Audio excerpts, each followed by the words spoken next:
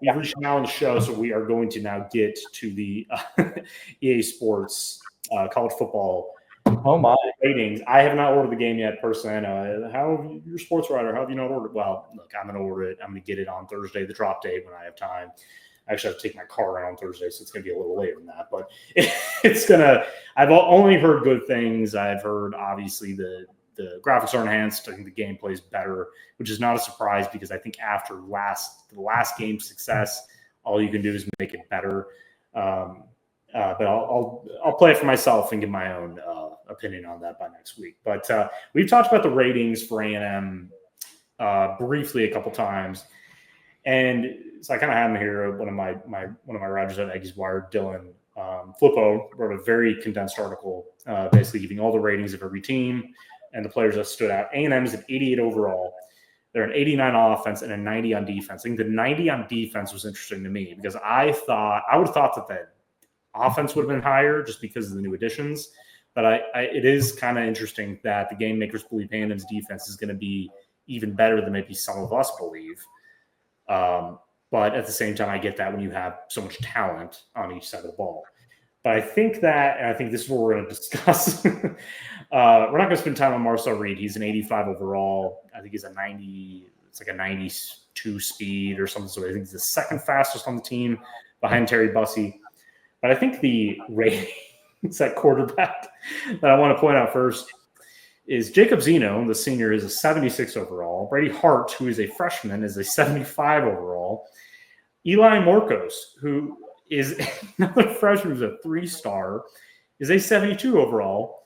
And Miles O'Neill, who I have had people in my article comments saying he should start over Marcel Reed and all this stuff. He is a crisp 67 overall. He's the lowest rated quarterback on the team. I can't do this without laughing. Very confusing. So, and then I'll give you one more. So at running back, we'll go through this pretty quickly. I think this is pretty easy, and then I'll get to you, Cannon. Le'Veon Moss is an 89 overall. Amari Daniels is an 86 overall. I think that's pretty fair. Ruben Owens, who did not play last season outside a handful of games, obviously he was injured before the 24 season. He's an 86 overall. EJ Smith is an 83 overall. Yeah. DeAndre Ridden, who's a freshman, is a 77 overall. A couple more freshmen weren't. Jermaine Morrow is not listed. He's not listed right now, one of their freshman backs. And now we're going to get to wide receiver, who I think we can all talk about quickly. Is that Casey Concepcion is a 90 overall. And then it gets really low after that. So Terry Bussey is an 82 overall. I think he deserved a little higher, but I think it's just a lack of play with Mississippi State last year. And he played a lot, but he wasn't like the main target. 82 overall, Terry Bussey, I'm sorry, is an 82 overall. Which that's a prove it rating because he's finally switched to wide receiver, which I get. Mario Craver, 80 overall. Could dispute that. Jonah Wilson is a 75 overall. Would have thought he's the lowest rated guy. Tristan Norman, freshman, 73 overall. Isaiah Williams, 70 overall. And Ashton Bethel Roman, a 69 overall. I'd love your opinion on that one. That, outside of Miles O'Neill, those two at the lowest, and Tristan Norman and Jonah Wilson being higher rated was very confusing. Yeah, so it is confusing until you realize that EA, when they are making their overalls, they do like to use a lot of PFF's numbers. Mm-hmm. They really like to. So it was really like if you are the incoming freshman, they kind of didn't know off of that point what was going to happen besides either a star rating or how maybe they even went as far as trying to see your yards or production from the wide receiver position in high school. I mean, you see Tristan Norman on that list as a 73 as a full-on freshman, right? Yeah. But with Isaiah Williams and Ashton Bethel Roman seeing the limited play that they have, and we saw some really good things coming out of them, they still saw the field, and whether that was a detriment to them or not, they got their PFF grades on those games. So I think that's probably more where they were heading off. It's maybe a little inadvertent and maybe a little there should have been some oversight over it, but I'm not going to fault them for the starting off part of the thing. I mean, we are very, very high on that wide receiver depth, especially the Mario Craver one, where if he has this bright a future like A&M, their staff, fans, everybody thinks he does, he is going to vastly outperform and shine over that 80 overall ranking. Yes. And so I would say, yeah, that makes perfect sense. I'm glad we explained that. So it does, because I think it's a small sample size with Miles O'Neill, especially. He didn't play a ton. They believe that obviously they've seen Jacob Zeno play, so they know what he has. They saw him all those years at UAB. They believe he's going to be the backup. I personally believe that Miles O'Neill is probably going to earn that second spot. I think he's probably going to have a good fall. Some of the better ones and more surprising, I was not surprised by that. So Maury Niblack, 85 overall. I think that's actually a good rating for him, because I think he's one of those untapped potential guys who could end up being a huge receiving threat for A&M, because he was just not used correctly with Texas. They wanted him to be a blocker for some reason. I didn't get that. And mainly it was because of the player in front of him. But, they could have used him this coming season, but hey, you're lost. And I think he's going to be a perfect fit with Colin Klein. So Keati Armstrong, the freshman tight end, 79 overall over Theo Malin Ostrom as a junior, who is 76 overall. And I've been very high on Keati Armstrong. I did not know he was going to get this rating, but that's pretty good for that young man, who I think pretty dang good for Keati. I think he's going to end up getting in this rotation, because it was during the Navy All-American Bowl. He had a couple great plays. I mean, this is a kid who could have played defensive end at the next level just based on his size. The fact that he has that type of speed and catchability and just great hands for a guy that big and pretty good route runner, I think he's going to be somebody to look at.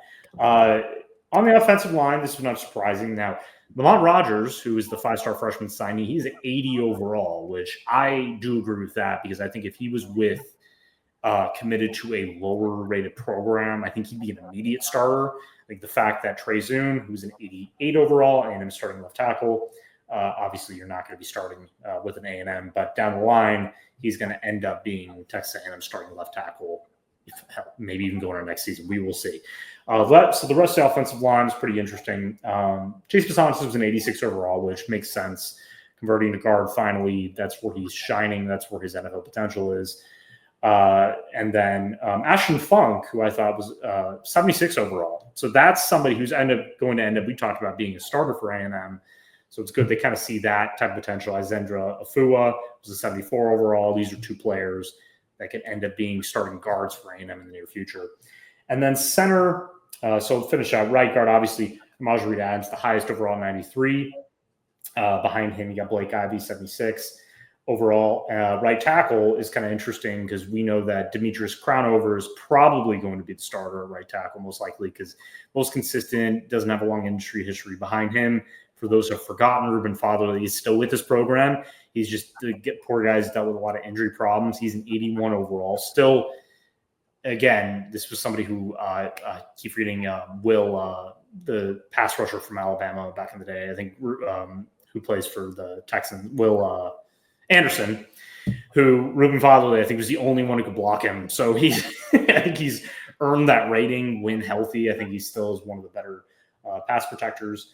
And then we get into the defense. Ooh, defense. This is really what I want to talk about after getting over wide receiver. So at edge, and we're talking about the newcomers. So TJ Searcy out of Florida, he's an 80 overall, very respectable, great run defender, has some pass rush to him. Deion Hayes has dealt with a lot of injury issues over his years with Pitt and Colorado for one season, but great pass rusher, played very well during the spring game. He's a 78 overall. Rylan Kennedy, who PFF, this is based on PFF probably, 76 overall. And then freshman Landon Rink, who's one of the strongest kids. He embarrasses me as somebody who lifts weights all the time. He's 73 overall, which isn't surprising. I think he could end up being a star at the next level if his strength translates to the field. And then we get to right edge. Cassius Howell is an 88 overall. I was kind of a stickler there. I think Cassius Howell is going to end up being one of the best, or maybe the best pass rusher in the SEC this season. I think he's just it's not just me. It's almost every other beat writer for A&M who has pointed him out, saying like he's got every trait you can think of. He was the team's best pass rusher, I believe, per PFF last season. in a team that had Nick Scorton, Shamar Stewart, and Shamar Turner. So that's saying something. And he's obviously going to enter the season as the team's best pass rusher. I think 88 is respectable, but I think it's more of let's see what you can do against competition, and then we'll raise that ranking. And go ahead. Maybe I'm in the minority, but I think that's exactly where I might have him. Yeah, sure. I mean, I think before, I think it was maybe inflated. I think it was an 86 overall, and I think it's now officially an 88 overall. So I think he's gained some respect there. And I'll just run through the rest of these edge rushers. So Jaden Scarlett, another guy who kind of forgot was on the roster. I mean, he stayed the course, and he is a 75 overall. He should be a guy that actually finally makes in the rotation based on some of the departures. Sam Mpemba, I always mess up his name, transfer from Georgia. He's a 75 overall. Solomon Williams, someone I'm very high on as a defensive end, as a pass rusher. Solomon is a 74 overall. Then you've got Christian Jackson, a 73 overall, and Kendall Jackson, who was their 4-star signee, who's a 72 overall. Now, I do want to point out to people that some of these names are placeholder names for people who are not in the game yet. Yeah. So you're going to see that down the line, especially when you load up the game. There are going to be a lot of people on the depth that they're not in the game. And that's just how it is. They're either going to be placeholders until they're in the game, or they're just going to be placeovers. Yeah, you have to agree. Yeah, everybody has to come to agreement. With Terry Bussey last year. Yeah. So that's kind of why I think that it's really interesting that Samuel Mpemba is that 75 overall. He's one that where I would have pegged as like someone more in the eyes of like PFF, where he would have some of these attributes. And maybe I haven't really loaded up the game as well. Maybe he does have some of these attributes that kind of stick out to people. A lot of it's potential, right? Because I think and I think they did a good job there. This is actually very accurate in my opinion, because I think when you go and get a TJ Searcy, you know exactly what he's going to bring. You run defense, and hopefully because of his length and because he played in the SEC, maybe you're going to get some pass rush there. You're hoping Dayon Hayes stays healthy because he is one of the better pass rushers. He's already shown that throughout his entire college career. He's also an older guy, and those injury issues do kind of worry you a bit. Rylan Kennedy has just not shown it consistently. He's a guy that we talk about all the time of what he can be, and then they'll say, well, he hasn't done enough yet. Well, this is, again, a big year for him, because outside of Cassius Howe, who else is there that's going to be dependent on? Well, you're going to get a lot of play time, a lot of snaps to prove that you can be a consistent force both against the run and against the pass. So they did a good job there. I think defensive tackle and Sam will, and then we'll kind of move into the linebacker and finish it out. Defensive tackle is interesting because Tyler Onienum, we hyped him up a lot. I think everybody who covers A&M hyped him up a lot. I remember writing an article basically telling Mike Elko, if he saw it, I don't know, offer this kid. He's great. I remember he was the winner. I said, please offer this kid. He's a perfect fit for your defense. Maybe he read it. Doesn't really matter now. But either way, he's an 88 overall, which makes a ton of sense. He was just wrecking the offense during his snaps in the spring game. Just a perfect fit. Kind of a tweener defensive tackle, someone who could play in a 3-4, so he's got that edge type of ability as well, but he's most likely in the lineup inside. Albert Regis, who I believe is one of the better defensive tackles, just a great run defender. I think he had like 9 pass deflections last season. It's just a crazy number, but just knows football. He's a consistent force, someone you can depend on. DJ Hicks, who we talked about last week, is an 81 overall. This is a show me year. It's a show me year for him. And I think out of any player outside of Marcel Reed, and that's mainly just because he's the quarterback, this is basically the show me what you can do, Mr. 5-star, right? That's just kind of how it is, because he knows how talented he is. 100% how it is. And he knows now it's freed up for him to thrive. Like, there's nobody in front of him.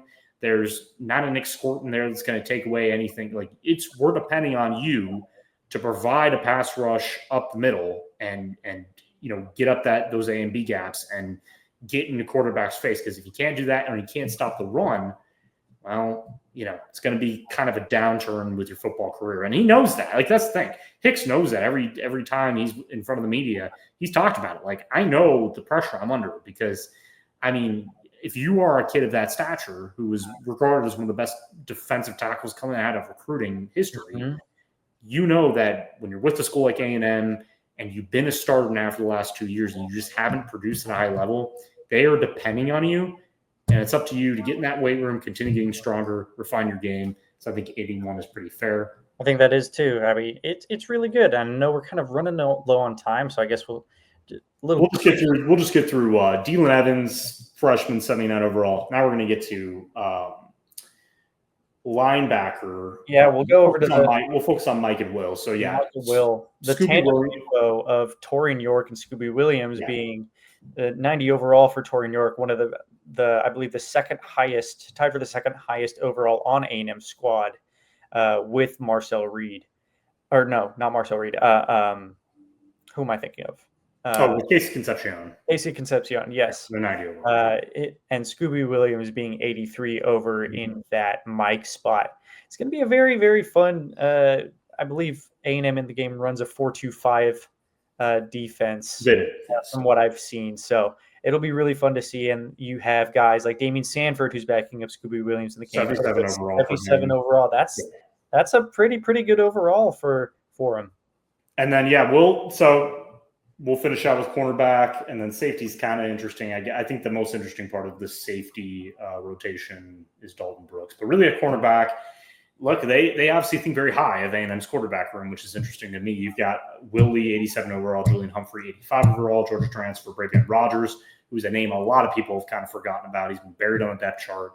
I remember hearing inklings about him playing safety and switching there. That's not going to happen. I think he's finally going to get into that rotation, show what he's got. 84 overall, so they think highly of him. Maybe it's a PFF thing. Des Ricks, obviously, show me year for him. 81 overall. Jordan Shaw, transfer from Washington, 80 overall. Tyrese Chappelle, 80 overall. Think that's got to be injury issues, because that's not the best rating for somebody who they consider probably the best cornerback on their team. I mean, any coach you ask. Outside of Willie, Javon Thomas, another guy, very big prove year for him, stayed at 79 overall. Dejon Pettyway is a freshman, 76 overall. Jordan Pride, 70 overall. We're going to get to free safety. Bryce Anderson is an 84 overall. I think that is fair, because I think that he had a bad down year, and then you got a couple guys behind him in high 70s. And then Dalton Brooks, who's an 87 overall, followed by Marcus Radcliffe, 78 overall. And Rashad Johnson, 75 overall. We'll end on that. So those two say the cornerbacks I get outside of Tyrese Chappelle. We don't have to spend enough time with that. But Bryce Anderson, an 84 overall. I don't know. I would have made him maybe switch that out with DJ Hicks and put him at 81 overall, because I think that he had probably his worst season yet. But I personally believe, I've talked about this with my team at Aggies Wire and anybody else who's asked me about it.